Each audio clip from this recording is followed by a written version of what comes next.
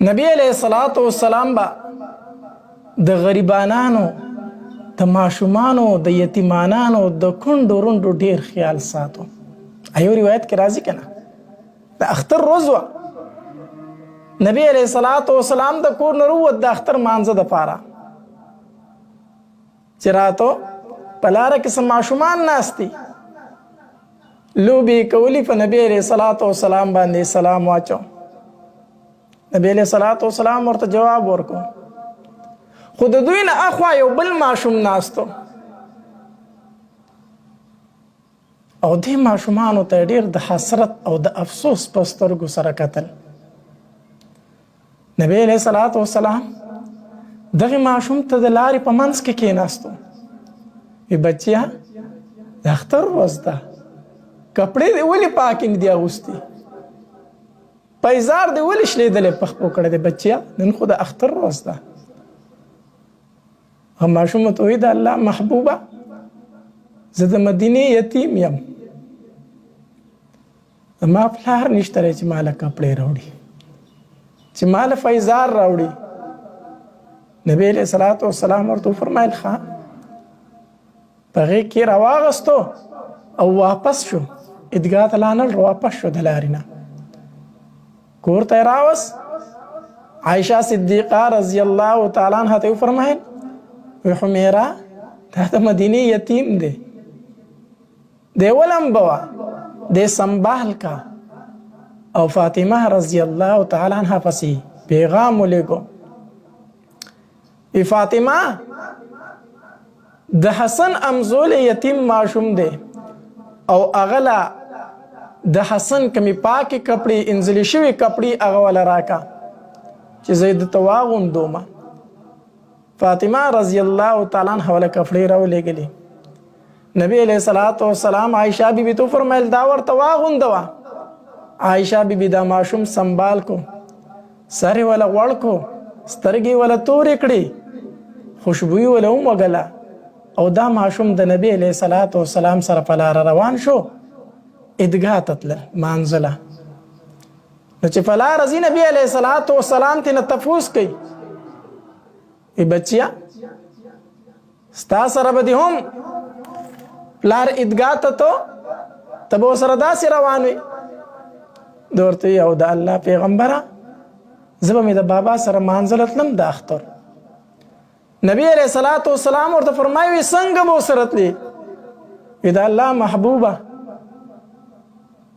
زه به هغه په خپله اوږه اخیستې وم.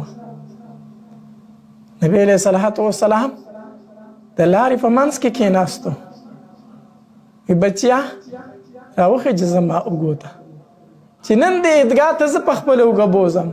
الله ماشوم د نبی علیہ الصلوۃ والسلام په مبارک اوږو باندې سور شو په هغې لاره باندې بیا تیریږي. هغه ماشومان ناستي دا خو هغه وړوکې دی چې شلیدلې پیزار زړې کپړې او اوس د نبی علیہ الصلوۃ والسلام په اوږو باندې سنبال شوی ناست دی. هغه یو ماشوم ترې تپوس کوي وایي ستا خو مخکې زړې کپړې وي اوس خو دې کپړې نه وي واغوستې او د نبی علیہ الصلوۃ والسلام په اوږه باندې دا ولې هغه ورته وایي زما پلار نه ما ځکه زړې کپړې اغوستې وي زما ځکه شلیدلی پیزار و اوس ماله د الله د هغې په بدل کې محمد مصطفی پلار راکو.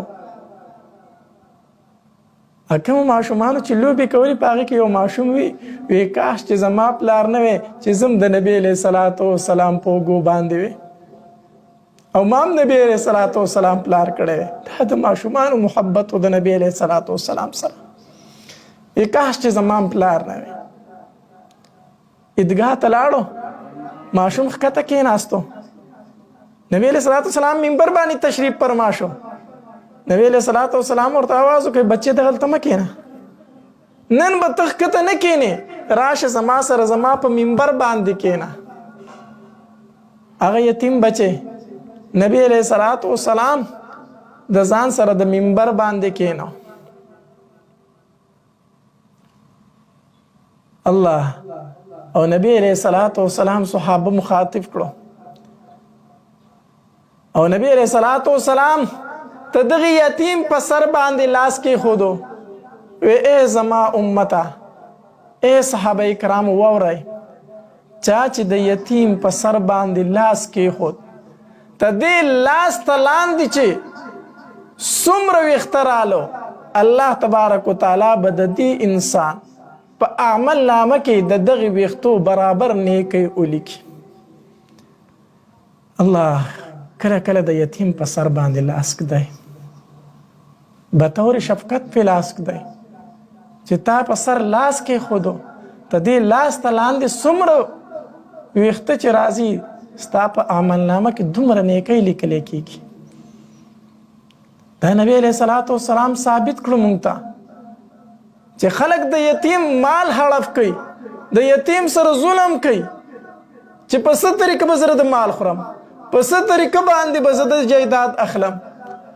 نبی علیه الصلاۃ والسلام خپل امت ته دا پیغام ورکو چې ګورئ زه د یتیم شفقت تفار راغلم زه رحمت للعالمین راغلم زه د کمزورو د پاره رحمت راغلم زه د زورورو د پاره رحمت راغلم زه د یتیمانانو د پاره رحمت راغلم.